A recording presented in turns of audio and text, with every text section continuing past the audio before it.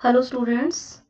आज मैं डिस्कस करने जा रही हूँ आपके साथ latest question paper previous years का जो है ह्यूमन ज्योग्राफी का जो पेपर है वो डिस्कस करने जा रही हूँ आज आप लोगों के साथ। तो आई होप आप लोगों को ये हेल्प करेगा काफ़ी और बहुत इंपॉर्टेंट रहेगा ये क्वेश्चंस। तो पहले 70 मार्क्स का आपका ये क्वेश्चन आएगा, ठीक है, जो आपको पता है। तो फर्स्ट सेक्शन जो है जिसमें वन वर्ड आंसर्स हैं वो डिस्कस करते हैं सबसे पहले। Which branch of human geography deals with population distribution, literacy and sex ratio? हाँ जी, कौन सी ब्रांच है जो ह्यूमन ज्योग्राफी की डील करती है लिटरेसी के साथ, जनसंख्या वितरण के साथ, साक्षरता के साथ और लिंग अनुपात के साथ? ठीक है, तो कौन सी ऐसी ब्रांच है जिसमें ये सारी चीजें दिखाई जाती हैं? तो उस ब्रांच को हम क्या बोलते हैं? पॉपुलेशन ज्योग्राफी, है ना, जनसंख्या भूगोल। ठीक है, पॉपुलेशन ज्योग्राफी जिसमें हम पॉपुलेशन से रिलेटेड जनसंख्या का वितरण, साक्षरता, लिटरेसी रेट सब चीजें हम डिस्कस करते हैं। ठीक है, जनसंख्या भूगोल जिसे बोलेंगे। चलते हैं दूसरे क्वेश्चन की तरफ। What is the formula to calculate population density? हाँ जी, पॉपुलेशन डेंसिटी का फॉर्मूला क्या है? बहुत इंपॉर्टेंट है, पॉपुलेशन से क्वेश्चंस जरूर आएंगे एग्जाम में। तो टोटल क्या होगा इसका? पॉपुलेशन इक्वल टू क्या आएगा? Number of people. ठीक है, टोटल कितने नंबर ऑफ पीपल हैं किसी जगह में निवास करते हैं, ओवर लैंड एरिया। ठीक है, कितना लैंड एरिया है किसी क्षेत्र के अंदर, उधर से पता चल जाएगा। ठीक है, कुल जनसंख्या बटा कुल धरातलीय क्षेत्र। ठीक है, हिंदी में पॉपुलेशन डेंसिटी का जो हम फॉर्मूला है कैसे निकालते हैं कि कुल जनसंख्या बटा कुल धरातलीय क्षेत्र कहलाता है। क्या है? ये है फॉर्मूला डेंसिटी का। ठीक है, चलते हैं थर्ड क्वेश्चन की तरफ जिसमें क्या बोला गया है कि who said race denotes breed not culture? हाँ जी, किसने ऐसा कहा है कि रेस जो है वो डिनोट करता है ब्रीड, कल्चर को डिनोट नहीं करता है? तो किसने कहा है ये कहा है ग्रिफिथ टेलर जी ने। ग्रिफिथ टेलर जी ने, जिन्होंने races classification of the word दिया था सबसे पहले। तो ग्रिफिथ टेलर जी ने कहा था कि रेस जो है वो किसी नस्ल, मानव प्रजाति नस्ल को प्रकट करती है, ना कि सभ्यता को, है ना, सभ्यता को वो प्रकट नहीं करती है। तो ये ग्रिफिथ टेलर जी ने कहा था। चलते हैं नेक्स्ट क्वेश्चन की तरफ। Which human race is found in Australia? हाँ जी, ऑस्ट्रेलिया में कौन सी रेस पाई जाती है? तो ऑस्ट्रेलिया में बहुत इजी है, ऑस्ट्रेलियोइड रेस। ठीक है, उस रेस का नाम क्या है? RALOID, ऑस्ट्रेलियोइड। ठीक है, जैसे कि अफ्रीका में कौन सी रेस पाई जाती है? निग्रोइड। ठीक है, निग्रोइड। ठीक है, ये मैं वैसे आपको बता रही हूँ जनरल नॉलेज के लिए। ठीक है, चलिए चलते हैं नेक्स्ट क्वेश्चन की तरफ। What are the two main sects of Islam? हाँ जी, इस्लाम के दो मुख्य संप्रदाय कौन से हैं? तो सबको पता होगा, एक संप्रदाय सबको पता होगा जिसका नाम है शिया। ठीक है, और दूसरा है कौन सा? सुन्नी। ठीक है, शिया और सुन्नी दो संप्रदाय हैं इस्लाम के। ठीक है, ये इसका आंसर है। हाँ जी, नेक्स्ट क्वेश्चन है which stage of demographic transaction theory experience high fertility and high mortality rate? आपको पता होगा डेमोग्राफिक ट्रांजेक्शन थ्योरी, इस पे मैंने वीडियो भी बनाया है। इसकी टोटल कितनी स्टेजेस हैं? आपको ये भी पूछा जा सकता है एग्जाम में कि डेमोग्राफिक ट्रांजेक्शन थ्योरी की टोटल कितनी स्टेजेस हैं? 4 स्टेजेस हैं। और कौन सी स्टेज ऐसी है जिसमें कि ज्यादा उच्च जन्म दर और उच्च मृत्यु दर पाई जाती है? तो वो कौन सी स्टेज है? वो स्टेज है फर्स्ट स्टेज। ठीक है, फर्स्ट स्टेज में क्या होता है? जन्म दर भी बहुत ज्यादा अधिक है और मृत्यु दर भी। ठीक है, और नॉटसन ने दिया था ये डेमोग्राफिक ट्रांजेक्शन थ्योरी, इस पे वीडियो बनाया हुआ है, आप देख सकते हैं इसको। ठीक है, इंपॉर्टेंट क्वेश्चन है ये, लॉन्ग आंसर में भी पूछा जा सकता है। डेमोग्राफिक ट्रांजेक्शन थ्योरी के बारे में डिटेल में बताएं। What should be the density of population to be called town in India? हाँ जी, भारत में शहर कहलाने के लिए जनसंख्या घनत्व कितना होना चाहिए? ये पीछे भी मैंने डिस्कस किया है क्वेश्चन। तो वो कितना है? 400%। ठीक है, 400% पर स्क्वेयर किलोमीटर। ठीक है, शहर कहलाने के लिए जनसंख्या कितनी होनी चाहिए कुल किसी क्षेत्र की? 5000। ठीक है, 5000 पॉपुलेशन होनी चाहिए और जनसंख्या का घनत्व जो है वो 400% पर स्क्वायर किलोमीटर होना चाहिए। इसके अलावा शहर कहलाने के लिए उस क्षेत्र में क्या होना चाहिए? उस क्षेत्र में लोग जो हैं वो नॉन एग्रीकल्चर एक्टिविटीज में, यानी कि सेकेंडरी और टर्शरी एक्टिविटीज में लगे होने चाहिए। ठीक है, ये कुछ क्राइटेरिया है भारत में शहर कहलाने के लिए। ठीक है, चलिए नेक्स्ट क्वेश्चन आ गया सेटलमेंट के ऊपर, अब पॉपुलेशन छोड़ के। By which pattern settlements are known as found along the road side? हाँ जी, रोड साइड के ऊपर, जो सड़क के किनारों के ऊपर, जैसे ये सड़क है इसके किनारों के ऊपर अगर कोई बस्तियां बसती हैं, ठीक है, दोनों किनारों के ऊपर, तो वो कौन सा प्रारूप कहलाता है? तो वो कहलाता है कौन सा? इंग्लिश में बोलेंगे उसको लीनियर सेटलमेंट, और हिंदी में भी क्या बोलेंगे उसको? रैखिक प्रारूप। ठीक है, क्योंकि वो रेखा की भांति होता है, रैखिक प्रारूप या लंबवत प्रारूप। ठीक है, तो ये है इसका आंसर। नेक्स्ट क्वेश्चन है, what is the main feature of rural settlement? हाँ जी, रूरल सेटलमेंट की मुख्य क्या है, मुख्य विशेषता क्या है? किस किस क्षेत्र को हम ग्रामीण क्षेत्र कहलाएंगे? तो ऐसे क्षेत्र को ग्रामीण क्षेत्र कहलाएंगे जहां 75% वहां के जो लोग हैं वो क्या है? वो कृषि कार्यों में संलग्न होने चाहिए, कृषि कार्यों में संलग्न है अगर किसी क्षेत्र के 75% जनसंख्या, तो वो क्षेत्र क्या है? वो ग्रामीण कहलाएगा। ठीक है, अच्छा जी, नेक्स्ट क्वेश्चन आ गया, हिमाचल प्रदेश का जनसंख्या घनत्व। देखिए, जनसंख्या से बहुत सारे क्वेश्चन आए हैं, तो हिमाचल प्रदेश का जो अभी तक गैजेट जो आया है वो है अकॉर्डिंग टू 2011, क्योंकि 2021 का अभी तक आया नहीं है एग्जैक्ट पर्टिकुलर आंकड़ा, तो 2011 के अकॉर्डिंग 123 पर स्क्वायर किलोमीटर जो है जनसंख्या जो है वो है हिमाचल की जनसंख्या का घनत्व। ठीक है, तो ये थे वन वर्ड आंसर्स, बहुत इजी हैं ये, आप इसको एक बार देख लेंगे तो जरूर ये पेपर में जरूर पूछे जाएंगे। ठीक है, क्योंकि बहुत इंपॉर्टेंट क्वेश्चन पेपर है। नेक्स्ट क्वेश्चन है जो पार्ट 2 का है, जिसमें शॉर्ट आंसर्स हमने करने हैं, तो इसको लिखेंगे हम 2-3 लाइनों में। तो पहला क्वेश्चन है इसमें, मानव भूगोल की किन्हीं 2 शाखाओं का संक्षिप्त वर्णन कीजिए। हाँ जी, मानव भूगोल जो है उसकी सबसे पहली शाखा कौन सी है? एक आ गया सामाजिक, ठीक है, सामाजिक भूगोल, ठीक है, जिसको हम बोलेंगे सामाजिक या सांस्कृतिक। ठीक है, दूसरी आगे कौन सी शाखा? कोई भी हम लिख सकते हैं, दूसरी शाखा लिख सकते हैं हम पॉपुलेशन या जनसंख्या भूगोल। ठीक है, कोई भी 2 शाखाएं, बहुत सारी हैं, सांस्कृतिक भूगोल, ठीक है, जिसको हम बोल सकते हैं, या सेटलमेंट ज्योग्राफी। ठीक है, कोई बहुत सारी शाखाएं हैं, दो भी जो ये सब, ये सेटलमेंट ज्योग्राफी जिसको हम बस्तियां, सेटलमेंट ज्योग्राफी, ये भी मानव भूगोल की शाखा है। ठीक है, इसके अलावा सांस्कृतिक भूगोल जिसमें संस्कृति के बारे में बोलते हैं, कल्चरल ज्योग्राफी। ठीक है, तो ये सारी शाखाएं के बारे में थोड़ा थोड़ा आपने लिख देना है कि सामाजिक भूगोल में हम क्या डिस्कस करते हैं, समाज के बारे में, संस्कृति के बारे में, जनसंख्या भूगोल में जनसंख्या के बारे में डिस्कस करते हैं, तो ये आ जाएगा आपको इसका आंसर। ठीक है, 2 शाखाएं हैं मैंने बता दी, 2 के अलावा बहुत सारी बता दी, 3-4 आपको। नेक्स्ट क्वेश्चन है, जनसंख्या वितरण और जनसंख्या घनत्व में अंतर स्पष्ट कीजिए। देखिए, जनसंख्या वितरण किसे बोलेंगे? देखिए, समझिए इसको, जनसंख्या वितरण क्या है? जब पॉपुलेशन किसी क्षेत्र की किस प्रकार से वितरित की गई है किसी क्षेत्र के अंदर, ठीक है, उसे बोलेंगे जनसंख्या का वितरण।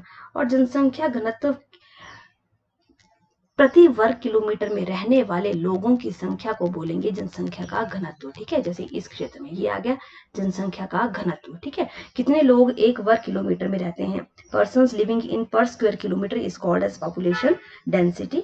और पॉपुलेशन डिस्ट्रीब्यूशन मीन्स कि जनसंख्या किस प्रकार से वितरित है पूरे किसी क्षेत्र के अंदर, कहीं पे सघन है, कहीं पे कम है, कहीं पे ज्यादा है, उसे हम बोलेंगे जनसंख्या का वितरण। ठीक है, तो आपने ये बड़ा इजी क्वेश्चन है।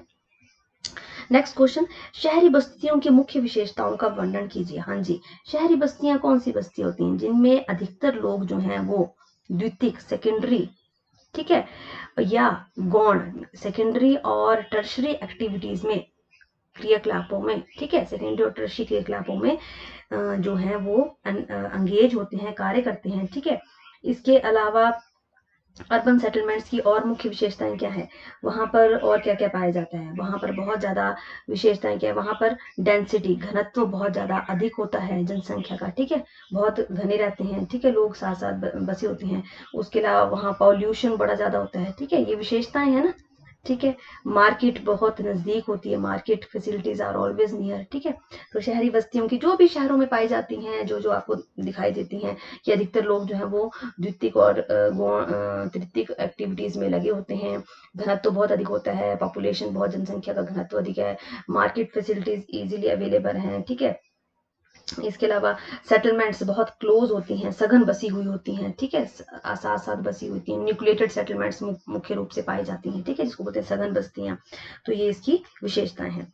नेक्स्ट क्वेश्चन है, what is the definition of town India? देखिए, रिपीट हो गया क्वेश्चन, 1 वर्ड में भी था और 2 इसमें भी 3-3 क्वेश्चन मार्क्स में भी ये पूछा गया।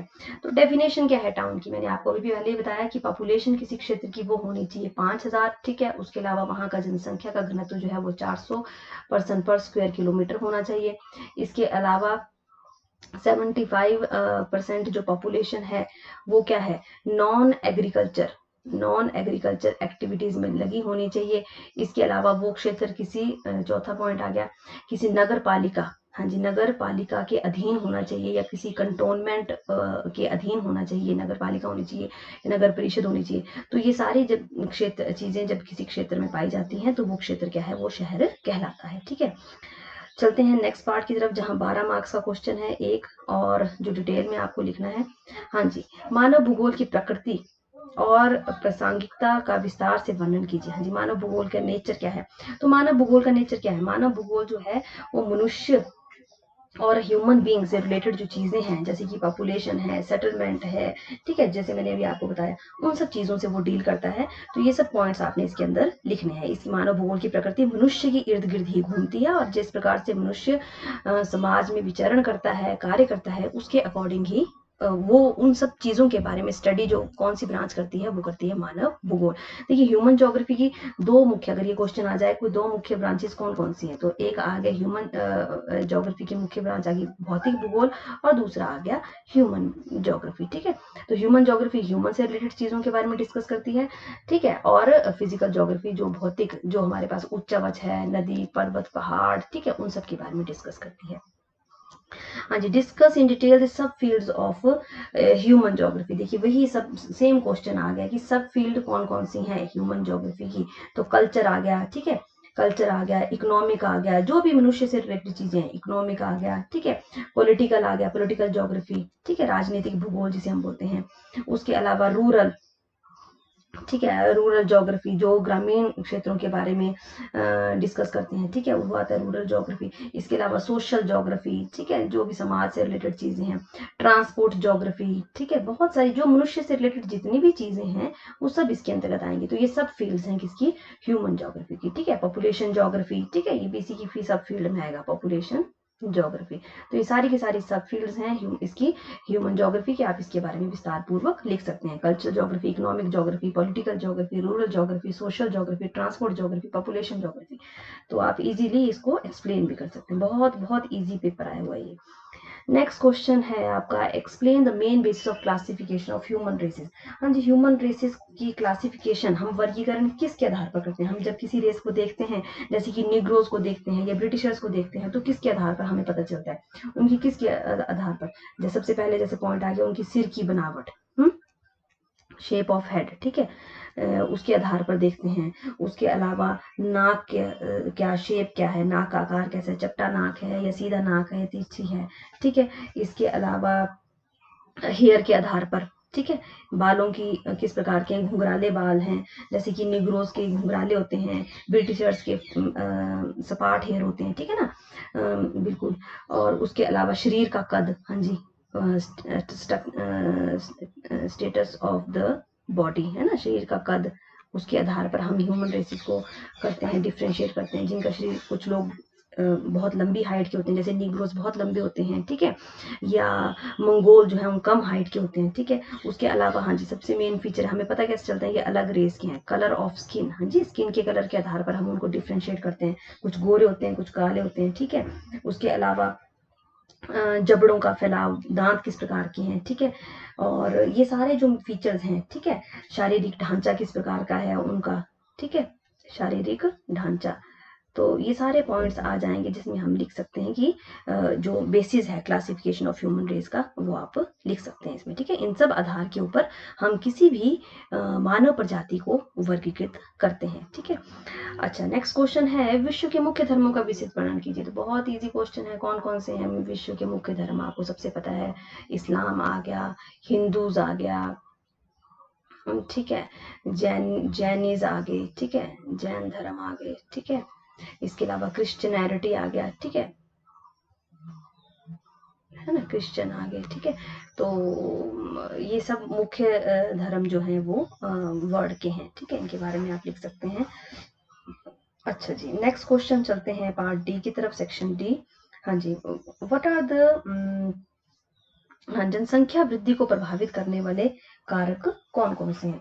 तो जनसंख्या की वृद्धि को कौन कौन से कारक प्रभावित करते हैं, आप बताइए। जैसे कि फॉर एग्जांपल सबसे पहले कि जनसंख्या की वृद्धि को कौन सा कारक, किसी क्षेत्र का क्या है, उच्चावच है ना, किसी क्षेत्र का क्या है उच्चावच, वहां पे ऑल्टीट्यूड, कौन से ऑल्टीट्यूड के ऊपर है, बहुत सारे कारक हैं, बहुत इजी, जिसको बोलते हैं भौगोलिक स्थिति, ऑल्टीट्यूड आ गया, समुद्र से ऊंचाई आ गई, ठीक है, फिजियोग्राफी आ गई, ठीक है, कि वहाँ की फिजियोग्राफी कैसी है, वहाँ पर पर्वत है, पहाड़ है, मैदान है, मिट्टियाँ आ गई, सॉइल्स आ गई, सॉइल जहाँ पर उपजाऊ मिट्टी होगी वहाँ ज्यादा लोग रहेंगे, खनिज आ गए, ठीक है, बहुत सारे पॉइंट्स हैं ऐसे। दो प्रकार के फैक्टर्स हैं इसमें भी, फैक्टर्स इफेक्टिंग पॉपुलेशन ग्रोथ, एक आगे फिजिकल फैक्टर, ठीक है, भौतिक फैक्टर, और दूसरे आगे ह्यूमन फैक्टर्स। तो ये जो ऑल्टीट्यूड, फिजियोग्राफी, सॉइल, खनिज, ये सब किस में आएंगे, जलापूर्ति, ठीक है, ये सब आएंगे फिजिकल फैक्टर्स में, ठीक है।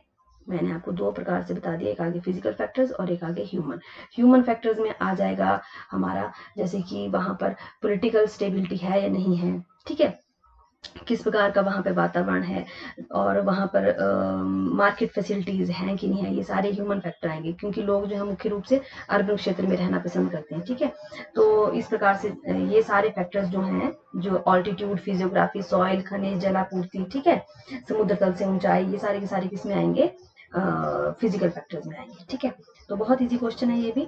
अच्छा जी, discuss in detail, next question है the population distribution pattern of the world. हाँ जी, विश्व का जनसंख्या का जो वितरण है वो किस प्रकार का है?